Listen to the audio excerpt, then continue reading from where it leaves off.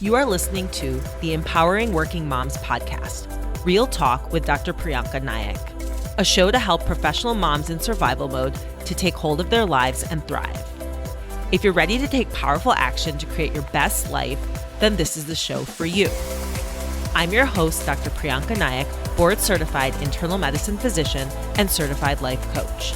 Now let's get to it and dive in. You are listening to the Empowering Working Moms podcast, episode number 75. Well, hello there. I am so grateful to have you here today with me on this podcast, Empowering Working Moms. My name is Dr. Prianca Naik. I'm a board-certified internal medicine physician as well as a certified life coach. But most importantly, I am a mother of two little ones. And I do this work because I know that as we work on ourselves, as we heal ourselves, as we heal our own wounds and do the work to energize ourselves, practice some mindfulness, that really is the key to our better life, ditching burnout and exhaustion for good. But also the most important thing, and I think this is something that really hits home, is that the work we do here, that's the work that has a ripple effect on our kids because it makes us better mothers. And when we can be better moms, then these kids are going to be their best selves. And imagine the effect that that has on this world. It's truly a ripple effect, and it has such an incredible impact on the world as we know it. And it all starts with us. So I was thinking how so many of us worry about what other people think, and worrying about what other people think, having a good opinion of us really might not be the best way to find work-life balance and happiness. But considering other people's opinions and feelings, that's what's made you the kind, caring person that you are today. And it's okay to think this way because it's what we've been taught for years since we were young. But if you've blindly believed this, I am willing to bet that you have found yourself mentally exhausted, waking up at least 3 times a week, dreading going to work or even facing the day. Look at what Brené Brown says. What's the greater risk? Letting go of what people think or letting go of how I feel, what I believe, and who I am. She has done a ton of research on vulnerability. She emphasizes the importance of coming home to ourselves, creating boundaries, and going after what we want. She highlights that we cannot look after ourselves and our own feelings if we put others' thoughts and feelings above our own. That basing our actions on what other people think of us will only lead to dissatisfaction. Therefore, learning to let go of what other people think of us is a key component of cultivating inner peace and happiness. And if this is you, do not worry. I have helped so many moms in demanding careers fix this problem with my coaching program. DM me to see if you're someone I can help too. You can find me on Instagram at Dr. Prianca, DoctorPrianca.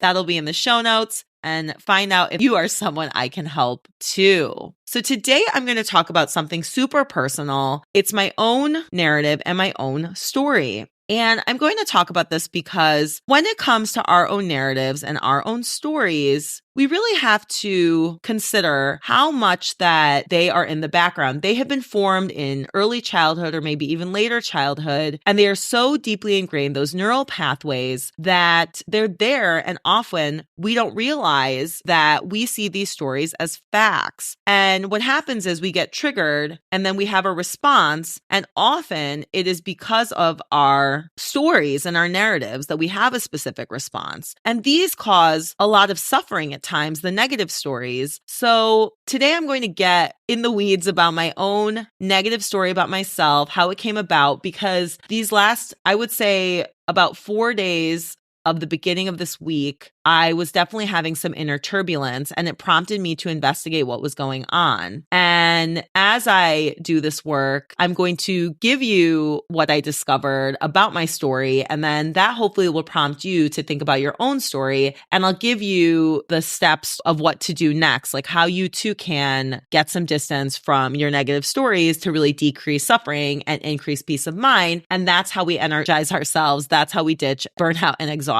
once and for all. So here we go. This is pretty vulnerable for me, but I know that this will help you. So I'm going to go ahead and tell you, because you're not alone in your journey. You're not alone in your suffering. And this is, yes, I'm kind of like stumbling on my words. So I'm a little nervous to talk about my own stuff because it was so raw actually a few days ago, but here we go. So when you have a visceral reaction or a really strong reaction that's out of proportional to maybe what the trigger is, Or if you have a trigger where you've got the same negative response again and again, these are opportunities for investigation, reflection, and growth. Something that has come up for me a lot is, this is my story. So my story, it's kind of a sad story. My story is that nothing I do is good enough. I'm not good enough. And nothing I do is good enough, and it doesn't matter. And it's not like I feel like the story is in the forefront every single day. It's not like that. It's a deep-seated story from my own childhood. And I've mentioned this before, but as you can imagine, when you're told that like a 98%, where are the other 2 points? It's always the mantra of it's not enough and it should be better. Everything has to be better and improving. And though I will say that the goal for me of always improving myself and bettering myself, it's a great thing. So it's a positive thing. But the negative aspect of that is the not enoughness.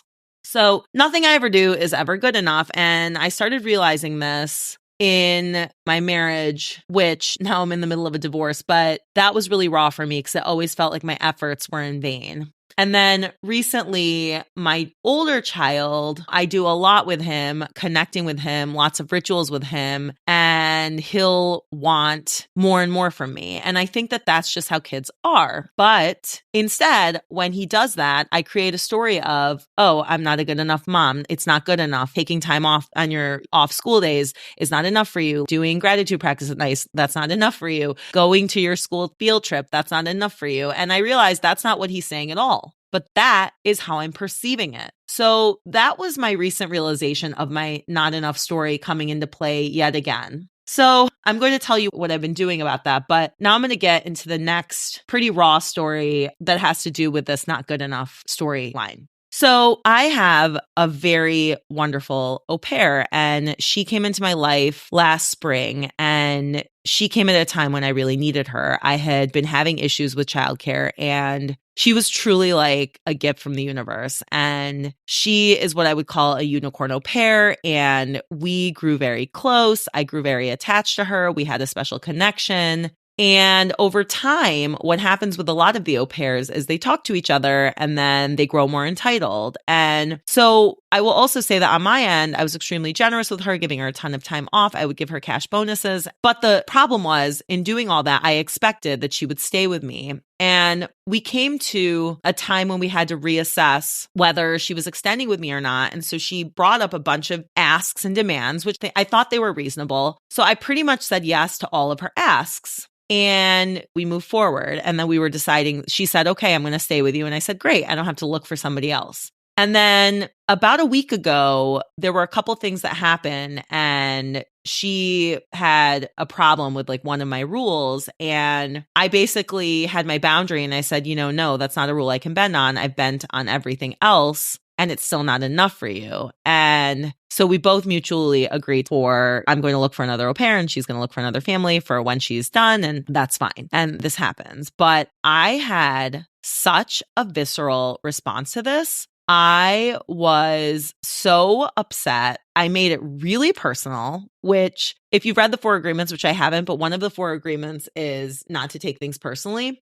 And I know this, but I had intertwined myself with my au pair because she lives with me. And boy, oh boy, I was having a lot of grief about this. And I think it was a multiple layered grief. It was the grief of I'm going to lose my au pair, who's been a stable factor in all of our lives, grieving her, grieving what I thought was going to be that she was going to continue with us. And so when I was having this visceral reaction and I was crying and I had other really stressful things going on, so it was compounding with all that. And I knew that it was just at baseline, I was already really stressed with some other stuff, but it all really came to a head. And when I had such a strong response, I thought to myself, all right, this is a time to investigate. So for you too, when you find yourself having a strong response, probably out of proportion to the stimulus, it's a moment to really stop and say, all right, what is really happening here? So I did some investigation and I realized it was 2 things. One was back to the story of it's not good enough for you. So in my mind, I thought I've bent over backwards. I've tried to make your schedule good. I've tried to give you more money, cash bonuses, this and that, and also make you feel cared for, like a part of the family. And it's not enough for you. And now you want more from me. When really,